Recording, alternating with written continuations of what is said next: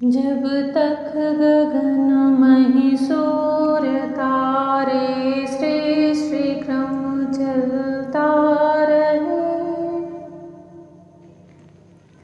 गंगा जमुन सरयू नदी का सलिल शुभ बहता रहे। तब तक अचल यस भक्त जन की सब सदा जय जय करे। हे नाथ अपने भक्त जन की आप ही रक्षा करे। जय श्री कृष्णा मेरी सोल फैमिली। आध्यात्म आपके अपने चैनल पर आप सबका बहुत बहुत स्वागत है। ब्रह्मा जी की स्तुति सुनकर नारायण श्री हरि अति प्रसन्न हुए और उन्होंने भगवान ब्रह्मा जी को सृष्टि रचने का फिर से आशीर्वाद दिया। श्रीमद् भागवत महापुराण का तृतीय स्कंद चल रहा है। 10 प्रकार के सृष्टि का वर्णन आता है। आप लोग उसे ध्यान से एकाग्र से सुनिए। विदुर जी ने कहा, मुनिवर, भगवान नारायण के अंतर्धान हो जाने पर संपूर्ण लोकों के पितामह ब्रह्मा जी ने अपने देह और मन से कितने प्रकार की सृष्टि उत्पन्न की। भगवान, इनके सिवा मैंने आपसे और जो बातें पूछी हैं उन सब का भी क्रमशः वर्णन कीजिए और मेरे सब संशयों को दूर कीजिए, क्योंकि आप सभी बहुज्ञों में श्रेष्ठ हैं। सूत जी कहते हैं, शौनक जी, विदुर जी के इस प्रकार पूछने पर मुनिवर मैत्रेय जी बड़े प्रसन्न हुए और अपने हृदय में स्थित उन प्रश्नों का इस प्रकार उत्तर देने लगे। इस श्रीमद् भागवत महापुराण में एक साथ इस समय 3 जगह श्रीमद् भागवत महापुराण की चर्चा चल रही है। पहली चर्चा शुकदेव मुनि राजा परीक्षित को सुना रहे हैं। दूसरी शौनक जी सूत जी मुनियों को सुना रहे हैं। 60,000 मुनि थे वहाँ पर, उन्हें शौनक जी सुना रहे थे। और तीसरी भगवत चर्चा, भगवत लीला की कथाएं मैत्रेय मुनि विदुर जी को सुना रहे हैं। हरिद्वार के क्षेत्र में मैत्रेय जी ने कहा, अजन्मा भगवान श्री हरि ने जैसा कहा था, ब्रह्मा जी ने भी उसी प्रकार चित्त को अपनी आत्मा श्री नारायण में लगाकर 100 दिव्य वर्षों तक तप किया। ब्रह्मा जी ने देखा कि प्रलयकालीन प्रबल वायु के झकोरों से जिससे वे उत्पन्न हुए हैं तथा जिस पर वे बैठे हुए हैं, वह कमल तथा जल कांप रहे हैं। प्रबल तपस्या एवं हृदय में स्थित आत्मज्ञान से उनका विज्ञान बल बढ़ गया और उन्होंने जल के साथ वायु को पी लिया। फिर जिस पर स्वयं बैठे हुए थे उस आकाशव्यापी कमल को देखकर उन्होंने विचार किया कि पूर्व कल्प में लीन हुए लोकों को मैं इसी से रचूंगा। तब भगवान के द्वारा सृष्टि कार्य में नियुक्त ब्रह्मा जी ने उस कमल कोश में प्रवेश किया और उस एक के ही भूः भुवः स्वः के 3 भाग किए। यद्यपि वह कमल इतना बड़ा था कि उसके 14 भुवन या इससे भी अधिक लोकों के रूप में विभाग किए जा सकते थे। जीवों के भोग स्थान के रूप में इन्हीं 3 लोकों का शास्त्रों में वर्णन हुआ है। जो निष्काम कर्म करने वाले हैं उन्हें मह, तपह, जनः और सत्यलोक रूप ब्रह्मलोक की प्राप्ति होती है। ब्रह्मा जी जब अपनी उत्पत्ति स्थान कमल को देखते हैं तो उनके चारों तरफ सिर्फ जल ही जल था और वह जल भी प्रलय काल वायु के झकोरे से उसमें बहुत बड़ी बड़ी तरंगें उठती थी, जिसे देखकर वह थोड़े भयभीत से हो गए थे जब श्रीहरि की वह स्तुति किए थे।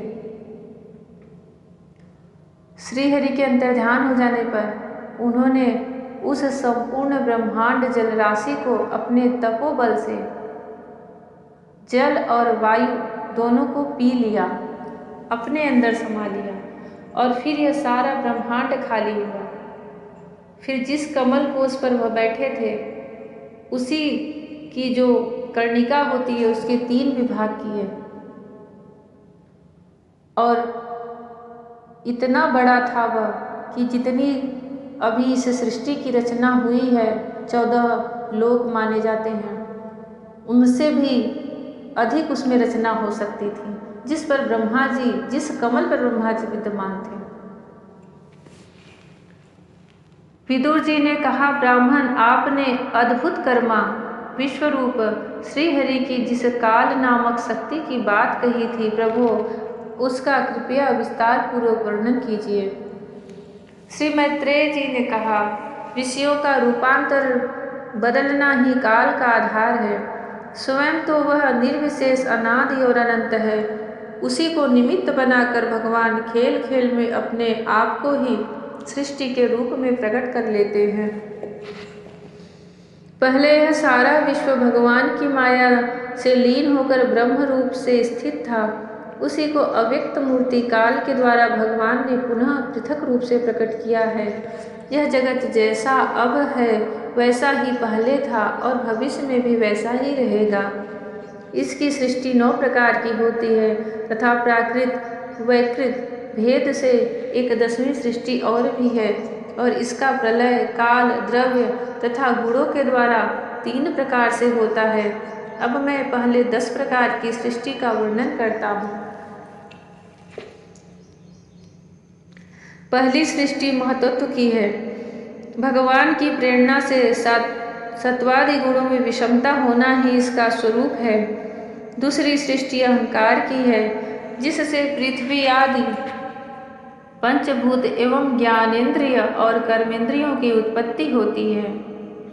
तीसरी सृष्टि भूत सर्ग है, जिसमें पंच महाभूतों को उत्पन्न करने वाला तन्मात्र वर्ग रहता है। चौथी सृष्टि इंद्रियों की है, यह ज्ञान और क्रिया शक्ति से संपन्न होती है। पांचवी सृष्टि सात्विक अहंकार से उत्पन्न हुए इंद्रियाधिष्ठाता देवताओं की है, मन भी इसी सृष्टि के अंतर्गत है। छठी सृष्टि अविद्या की है, इसमें तामिश्र, अंधतामिश्र, तम, मोह, महामोह ये 5 गांठें हैं। यह जीवों की बुद्धि का आवरण और विक्षेप करने वाली है। यह 6 प्राकृत सृष्टियां हैं। अब वैकृत सृष्टियों का भी विवरण सुनो। जो भगवान अपना चिंतन करने वालों के समस्त दुखों को हर लेते हैं। यह सारी लीला उन्हीं श्रीहरि की है। वे ही ब्रह्मा जी के रूप में रजोगुण को स्वीकार करके जगत की रचना करते हैं। 6 प्रकार की प्राकृत सृष्टियों के बाद 7वीं प्रधान वैकृत सृष्टि इन 6 प्रकार के अस्थावर वृक्षों की होती है। वनस्पति, औषधि, लता, त्वक्स्वार, विरुद्ध और द्रुम, इनका संचार नीचे जड़ से ऊपर की ओर होता है। इनमें प्रायः ज्ञान शक्ति प्रकट नहीं रहती। ये भीतर ही भीतर केवल स्पर्श का अनुभव करते हैं तथा इनमें से प्रत्येक में कोई विशेष गुण रहता है, जो बिना बौर आए ही फलते हैं, जैसे गूलर, बड़, पीपल आदि। जो फलों के पक जाने पर नष्ट हो जाते हैं, जैसे धान, गेहूँ, चना आदि। जो किसी का आश्रय लेकर बढ़ते हैं, जैसे ब्राह्मी, गिलोय आदि। जिनकी छाल बहुत कठोर होती है, जैसे बांस आदि। जो लता पृथ्वी पर ही फैलती है, किंतु कठोर होने से ऊपर की ओर नहीं चढ़ती, जैसे खरबूजा, तरबूजा आदि। जिनमें पहले फूल आकर फिर उन फूलों के स्थान में ही फल लगते हैं, जैसे आम, जामुन आदि। यह भगवान की 7वीं सृष्टि है। इनमें स्पष्ट इसमें लिखा गया है कि उन्हें स्पर्श का अनुभव होता है, परंतु उनके अंदर ज्ञान नहीं रहता, पर हर किसी में अपना एक विशेष गुण रहता है। 8वीं सृष्टि तिर्यक योनियों मतलब पशु पक्षियों की है। वह 28 प्रकार की मानी जाती है। इसे काल का ज्ञान नहीं होता। मतलब उन्हें न जीवन मृत्यु का जो समय चक्र चलता है वह पशु पक्षियों में नहीं रहता उसका ज्ञान। तमोगुण की अधिकता के कारण ये केवल खाना पीना, मैथुन करना, सोना आदि ही जानते हैं। इन्हें सूंघने मात्र से वस्तुओं का ज्ञान हो जाता है। इनके हृदय में विचार शक्ति या दूरदर्शिता नहीं होती। साधु श्रेष्ठ, इन तिर्यकों में गौ, बकरा, भैंसा, कृष्ण मृग, सुअर, नीलगाय, रुरु नाम का मृग, भेड़ और ऊँट ये द्विशक 2 खुरों वाले पशु कहलाते हैं। गधा, घोड़ा, खच्चर, गौर मृग, शरफ, चमरी एक खुर वाले हैं। अब 5 नख वाले पशु पक्षियों के नाम सुनो। कुत्ता, गीदड़, भेड़िया, बाघ, बिलाव, खरगोश, शाही, सिंह, बंदर, हाथी, कछुआ, गो और मगर आदि पशु हैं। कंक, बगुला, गिद्ध, बटेर, बाज, हास, बल्लूक, मोर, हंस, सारस, चकवा, कौवा और उल्लू आदि उड़ने वाले पक्षी जीव कहलाते हैं। उड़ने वाले जीव पंछी कहलाते हैं। विदुर जी, नवी सृष्टि मनुष्यों की है। यह एक ही प्रकार की है। इसके आहार का प्रवाह ऊपर मुंह से नीचे की ओर होता है। मनुष्य रजोगुण प्रधान, कर्मपरायण और दुख रूप विषयों में ही सुख मानने वाले होते हैं। स्थावर, पशु, पक्षी और मनुष्य ये तीनों प्रकार की सृष्टियाँ तथा आगे कहा जाने वाला देव सर्ग वैकृत सृष्टि है तथा वे महतत्वादि रूप वैकारिक देव सर्ग है। उसकी गणना पहले प्राकृत सृष्टि में की जा चुकी है। इनके अतिरिक्त सनत कुमार आदि ऋषियों का जो कौमार सर्ग है वह प्राकृत वैकृत दोनों प्रकार का है। देवता, पितर, असुर, गंधर्व, अप्सरा, यक्ष, राक्षस, सिद्ध, चारण, विद्याधर, भूत, प्रेत, पिशाच और किन्नर, किंपुरुष, अश्वमुख आदि भेद से देव सृष्टि 8 प्रकार की है। विदुर जी, इस प्रकार जगतकर्ता श्री ब्रह्मा जी की रची हुई यह 10 प्रकार की सृष्टि मैंने तुमसे कही।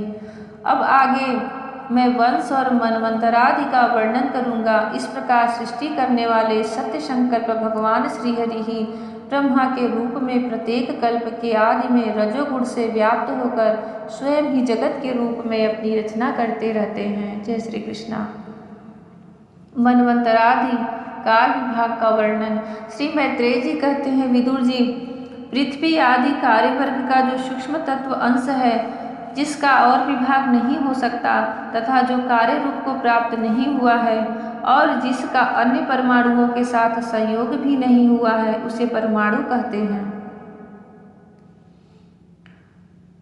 जो हमारा यह समय चल रहा है जिसे हम बोलते हैं 1 मिनट बीत गया, 1 सेकंड बीता, 1 घंटे बीते, यह शुरू कहाँ से होता है? उसी काल भगवान की रचना, काल भगवान की सृष्टि मैत्रेय मुनि विदुर जी से कहते हैं। उसको ध्यान से सुनिए। जिसका और विभाग नहीं हो सकता तथा जो कार्य रूप को प्राप्त नहीं हुआ है और जिसका अन्य परमाणुओं के साथ संयोग भी नहीं हुआ है उसे परमाणु कहते हैं। इन अनेक परमाणुओं के परस्पर मिलने से ही मनुष्यों को ब्रह्मवश उसके समुदाय रूप एक अवयवी की प्रतीति होती है। यह परमाणु जिसका सूक्ष्मतम अंश है अपने सामान्य स्वरूप में स्थित उस पृथ्वी आदि कार्यों की एकता, समुदाय अथवा समग्र रूप नाम का परम महान है। इस समय उसमें न तो प्रलयादि अवस्था भेद की स्फूर्ति होती है, न नवीन प्राचीन आदि काल भेद का भान होता है और न घटपट आदि वस्तु भेद की कल्पना होती है। साधु श्रेष्ठ, इस प्रकार यह वस्तु सूक्ष्मतम और महत्तम स्वरूप का विचार हुआ। इसी के सदृश परमाणु आदि अवस्थाओं में व्याप्त होकर व्यक्त पदार्थों को भोगने वाले सृष्टि आदि में समर्थ अव्यक्त रूप भगवान काल की भी सूक्ष्मता और स्थूलता का अनुमान किया जा सकता है। जो काल प्रपंच की परमाणु जैसी सूक्ष्म अवस्था में व्याप्त रहता है वह अत्यंत सूक्ष्म है और जो सृष्टि को लेकर प्रलय पर्यंत उसकी सभी अवस्थाओं को भोग करता है वह परम महान है। दो परमाणु मिलकर एक अणु होता है। यहाँ से काल समय की रचना, समय की जो सृष्टि होती है, जो निरंतर चलता रहता है, वह शुरुआत कहाँ से हो रहा है, प्रारंभ कहाँ से हुआ है, उसकी कथा है। दो परमाणु मिलकर एक अणु होता है और तीन अणुओं के मिलने से एक त्रस रेणु होता है, जो झरोखों में से होकर आई हुई सूर्य की किरणों के प्रकाश में आकाश में उड़ता देखा जाता है। ऐसे तीन त्रस रेणुओं को पार करने में सूर्य को जितना समय लगता है उसे त्रुटि कहते हैं। इससे 100 गुना काल वेद कहलाता है और 3 वेद का एक लव होता है। 3 लव को एक निमेष और 3 निमेष को एक क्षण कहते हैं। 5 क्षण की एक काष्ठा होती है और 15 काष्ठा का एक लघु, 15 लघु की एक नाडिका दंड कही जाती है। 2 नाडिका का एक मुहूर्त होता है और दिन के घटने बढ़ने के अनुसार दिन एवं रात्रि की दोनों संधियों के 2 मुहूर्तों को छोड़कर 6 या 7 नाडी का एक प्रहर होता है, जिसको सब बोलते हैं 3 प्रहर बीत गया, 4 प्रहर दिन के बीत गए। पहले जब घड़ी नहीं थी तो सब घर के बुजुर्ग लोग उसी से दिन का ढलना और सुबह का जो सूर्योदय होता है उसका अनुमान इसी से लगा लेते थे। यह प्रहर होता है, यह याम कहलाता है। जो मनुष्य दिन या रात का चौथा भाग होता है। 6 पल तांबे का एक ऐसा बर्तन बनाया जाए जिसमें एक प्रस्थ जल आ सके और 4 मासे सोने की 4 अंगुल लंबी सलाई बनवा कर उसके द्वारा उस बर्तन के पेंदे में छेद करके उसे जल में छोड़ दिया जाए। जितने समय में एक प्रस्थ जल उस बर्तन में भर जाए, वह बर्तन जल में डूब जाए, उतने समय को एक नाडिका कहते हैं। विदुर जी 4-4 प्रहर के मनुष्य के दिन और रात होते हैं और 15 दिन रात का एक पक्ष होता है, जो शुक्ल और कृष्ण भेद से 2 प्रकार का माना गया है। इसे दोनों पक्षों को मिलाकर एक मास होता है, एक महीना, जो पितरों का एक दिन रात होता है। इसी समय गणना में यहाँ पर परमाणु से शुरू हुआ है और जब यह सृष्टि प्रलय में डूबी रहती है तो काल भी स्थिर हो जाता है। भगवान उसे नियुक्त करके सोते हैं तो वह परमाणु में स्थित रहता है। यह काल आप इसको फिर से पढ़ेंगे तो उसको जोड़ते जाएंगे तो वह परमाणु कहाँ पर है, उस अवस्था में भगवान शयन करते हैं। और यहाँ से जैसे जैसे ये समय की गणना बढ़ती जा रही है तो मनुष्यों के जो समय होते हैं 4 पहर से एक दिन रात, यहाँ से शुरू होके ब्रह्मा जी के आयु का, ब्रह्मा जी के लोक में, सत्य लोक में जो समय चलता है उसकी पूरी गणना है। और इसी से जो हमारे पत्रिकाएं बनती हैं, हमारे जो ज्योतिषी लोग पत्रिकाएं बनाते हैं, कोई भी गणना इसी काल समय से ही चलता है। और हम समझ सकते हैं इसी से कि इस समय वहाँ का क्या, उस पत्रिकाओं में सब गणना कर लेते कि वहाँ का क्या समय चल रहा है, यहाँ का क्या समय चल रहा है। हमारी आयु का अनुमान इसी से होता है कि मनुष्य की आयु देवताओं से कितनी कम होती है। देवताओं की आयु उनके ऊपर के लोकों में गए हुए जो अपने तप से गए हैं, ब्रह्मचर्य से गए हैं, ज्ञान से गए हैं, भक्ति से गए हैं, उनके लोकों से देवताओं की आयु कितनी कम है और ब्रह्मा जी की आयु कितनी है। इन दोनों पक्षों को मिलाकर एक मास होता है जो पितरों का एक दिन रात होता है। हमारे धरती पर जो एक दिन रात होता है, एक महीना होता है, मतलब हमारे जो पितृ होते हैं, जो सब पितरों की पूजा करते हैं, पूर्वज, वो जिस लोक में जाते हैं उनका वह हमारा 6 महीना का उनका एक दिन और यहाँ का 6 महीने की रात्रि, 6 महीना उनका एक रात्रि होता है। 15-15 दिन इसीलिए 15 दिन जो आता है पितृपक्ष में, उसमें सब उन्हें तर्पण करते हैं।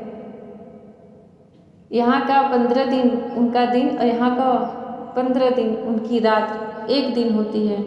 2 मास का एक ऋतु और 6 मास का एक अयन होता है। अयन दक्षिणायन और उत्तरायण भेद से 2 प्रकार का है। ये दोनों अयन मिलकर देवताओं के एक दिन रात होते हैं। हमारे धरती के मनुष्य लोग के जो 6 महीने जब बीतते हैं तब देवताओं के एक दिन बीतते हैं, और जब 6 महीने बीतते हैं तो उनकी एक रात्रि बीतती है। 1 वर्ष यहाँ बीतता है तो देवलोक में जो स्वर्ग लोक में रहते हैं उनके एक दिन बीतते हैं। देवताओं के एक दिन रात होते हैं। मनुष्य लोक में यह वर्ष या 12 मास कहे जाते हैं, 12 महीने। ऐसे 100 वर्ष की मनुष्य की परम आयु बताई गई है। चंद्रमा आदि ग्रह, अश्विनी आदि नक्षत्र और समस्त तारा मंडल के अधिष्ठाता काल स्वरूप भगवान सूर्य परमाणु से लेकर संवत्सर पर्यंत काल में 12 राशि रूप संपूर्ण भुवन कोश की निरंतर परिक्रमा किया करते हैं। सूर्य, बृहस्पति, शवन, चंद्रमा और नक्षत्र संबंधी महीनों के भेद से यह वर्ष ही संवत्सर, परिवत्सर और इडावत्सर, अनुवत्सर और वत्सर कहा जाता है। विदुर जी, इन 5 प्रकार के वर्षों की प्रवृत्ति करने वाले भगवान सूर्य की तुम उपहार आदि समर्पित करके पूजा करो। ये सूर्य देव पंचभूतों में तेजः स्वरूप है और अपनी काल शक्ति से बीजादि पदार्थों की अंकुर उत्पन्न करने की शक्ति को अनेक प्रकार से कार्योन्मुख करते हैं। ये पुरुषों की मोह निवृत्ति के लिए उनकी आयु का क्षय करते हुए आकाश में विचरते रहते हैं तथा ये ही सकाम पुरुषों को यज्ञादि कर्मों से प्राप्त होने वाले स्वर्ग आदि मंगलमय फलों का विस्तार करते हैं। विदुर जी ने कहा, मुनिवर, आपने देवता, पितर और मनुष्यों की परम आयु का वर्णन तो किया। अब जो सनकादि ज्ञानी मुनिजन त्रिलोकी से बाहर कल्प से भी अधिक काल तक रहने वाले हैं, उनकी भी आयु का वर्णन कीजिए। आप भगवान काल की गति भली भांति जानते हैं, क्योंकि ज्ञानी लोग अपनी योग सिद्ध दिव्य दृष्टि से सारे संसार को देख लेते हैं। मैत्रेय जी ने कहा, विदुर जी, सतयुग, त्रेता, द्वापर और कली, ये 4 युग अपनी संध्या और संध्यादि के सहित देवताओं के 12 सहस्त्र वर्ष तक रहते हैं, ऐसा बतलाया गया है। इन सत्यादि चारों युगों में क्रमशः 4, 3, 2 और 1 सहस्त्र दिव्य वर्ष होते हैं, और प्रत्येक जितने सहस्त्र वर्ष होते हैं उससे दुगने 100 वर्ष उनकी संध्या और संध्यांशों में होते हैं।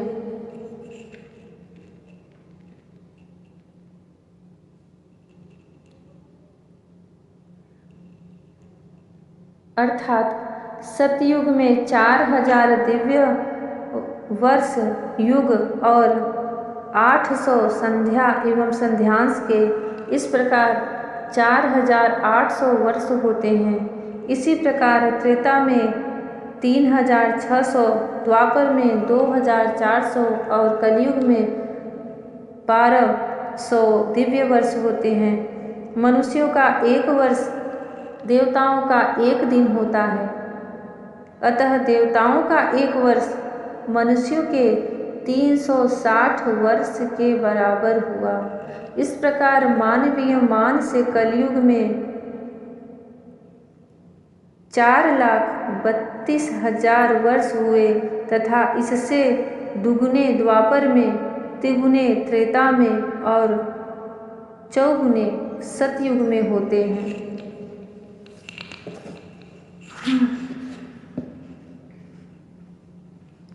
युग की आदि में संध्या होती है और अंत में संध्यांश। इनकी वर्ष गणना सैकड़ों संख्या में बतलाई गई है। इनके बीच का जो काल होता है उसी को कालवेत्ताओं ने युग कहा है।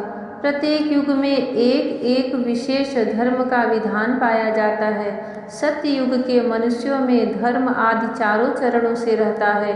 फिर अन्य युगों में अधर्म की वृद्धि होने से उसका एक एक चरण क्षीण होता जाता है। प्यारे विदुर जी, त्रिलोकी से बाहर महरलोक से ब्रह्मलोक पर्यंत यहाँ की एक सहस्त्र चतुर्युगी का एक दिन होता है और इतनी ही बड़ी रात्रि होती है जिसमें जगतकर्ता ब्रह्मा जी शयन करते हैं। उस रात्रि का अंत होने पर इस लोक का कल्प आरंभ होता है। उसका क्रम जब तक ब्रह्मा जी का दिन रहता है तब तक चलता रहता है। उस एक कल्प में 14 मनु हो जाते हैं। प्रत्येक मनु 71 चतुर्युगी से कुछ अधिक काल तक अपना अधिकार भोगता है। प्रत्येक मनवंतर में भिन्न भिन्न मनुवंशी राजा लोग, सप्तर्षि, देवगण, इंद्र और उनके अनुयायी गंधर्वादि साथ ही साथ अपना अधिकार भोगते हैं। यह ब्रह्मा जी की प्रतिदिन की सृष्टि है जिसमें तीनों लोकों की रचना होती है। उसमें अपने अपने कर्मानुसार पशु, पक्षी, मनुष्य, पितर और देवताओं की उत्पत्ति होती है। इन मनवंतरों में भगवान सत्वगुण का आश्रय ले अपनी मनु आदि मूर्तियों के द्वारा पौरुष प्रकट करते हुए इस विश्व का पालन करते हैं। कालक्रम से जब ब्रह्मा जी का दिन बीत जाता है तब वे तमोगुण के संपर्क को स्वीकार कर अपने सृष्टि रचना रूप पौरुष को स्थगित करके निश्चेष्ट भाव से स्थित हो जाते हैं। उस समय सारा विश्व उन्हीं में लीन हो जाता है। जब सूर्य और चंद्रमादि से रहित वह प्रलय रात्रि आती है तब वे भुवः स्वः तीनों लोक उन्हीं ब्रह्मा जी के शरीर में छिप जाते हैं। इस अवसर पर तीनों लोक शेष जी के मुख से निकली हुई अग्नि रूप भगवान की शक्ति से जलने लगते हैं। इसलिए उसके ताप से व्याकुल होकर भृगु आदि मुनीश्वरगण महरलोक से जनलोक को चले जाते हैं। इतने में ही सातों समुद्र प्रलय काल के प्रचंड पवन से उमड़कर अपनी उछलती हुई उत्ताल तरंगों से त्रिलोकी को डुबो देते हैं। तब उस जल के भीतर भगवान शेषशायी योग निद्रा से नेत्र मूंद कर शयन करते हैं। उस समय जनलोक निवासी मुनिगण उनकी स्तुति किया करते हैं। इस प्रकार काल की गति से एक एक सहस्त्र चतुर्युग के रूप में प्रतीत होने वाले दिन रात के हेर फेर से ब्रह्मा जी की 100 वर्ष की परमायु भी बीती हुई सी दिखाई देती है। ब्रह्मा जी की आयु के आधे भाग को परार्थ कहते हैं। अब तक पहला परार्थ तो बीत चुका है, दूसरा चल रहा है। पूर्व परार्थ के आरंभ में ब्रह्म नामक महान कल्प हुआ था। उसी में ब्रह्मा जी की उत्पत्ति हुई थी। पंडित जन इन्हें शब्द ब्रह्म कहते हैं। उसी परार्थ के अंत में जो कल्प हुआ था उसे पादकल्प कहते हैं। इसमें भगवान के नाभि सरोवर से सर्वलोकमय कमल प्रकट हुआ था।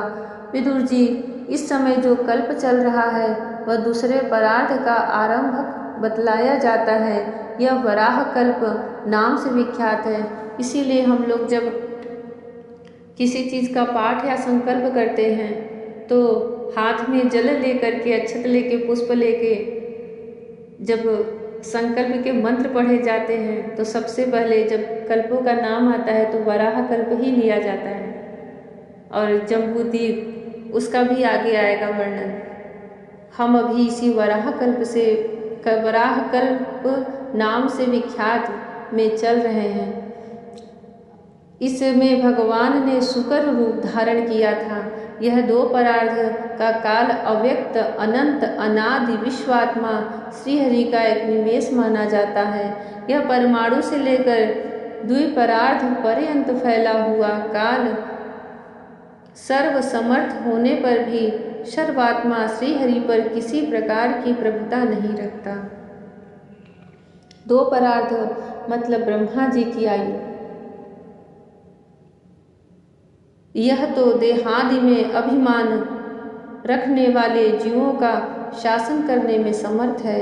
प्रकृति, महतत्व, अहंकार और पंच तन्मात्र, इन 8 प्रकृतियों के सहित 10 इंद्रियां, मन और पंचभूत, इन 16 विकारों से मिलकर बना हुआ यह ब्रह्मांड कोश भीतर से 50 करोड़ योजन विस्तार वाला है तथा इसके बाहर चारों ओर उत्तरोत्तर 10-10 गुने 7 आवरण हैं।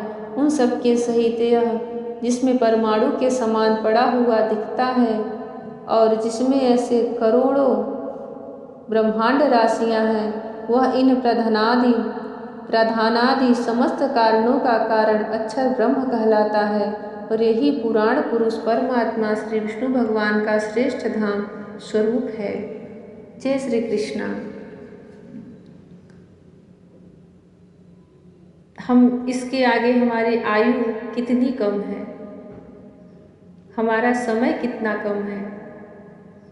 जब काल की गणना करने लगो तो लगता है कि इस विशाल परमाणु से लेके 2 परार्ध ब्रह्मा जी की आयु में उनका 1 दिन और सिर्फ 1 रात की ही आयु होती है। जब दिन चलता है तो सृष्टि चलती है। हम उसमें हमारा समय कितना छोटा है। अगर इसे जान के समझ के, और यह सृष्टि निरंतर चलती रहती है, जीव जन्म लेते हैं, मरते हैं, जन्म लेते हैं, फिर मरते हैं। कभी भी अपने पूर्व जन्म के प्रारब्धों से भगवान श्री कृष्ण की स्मृति हो आए, उनसे प्रेम हो जाए,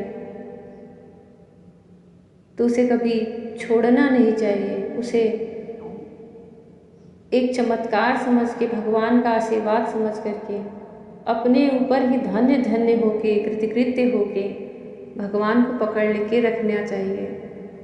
संसार में बहुत सारे मोह माया, बहुत सारी भ्रांति आती है भगवत पथ से भ्रष्ट करने के लिए, परंतु उसमें भटके नहीं। जो आए उसको पार करके भगवान श्री कृष्ण रूपी नाव में अवश्य बैठ जाएं। वही हमें इस भवसागर से पार लगा सकते हैं। जय श्री कृष्ण। राधे राधे। हरि ओम।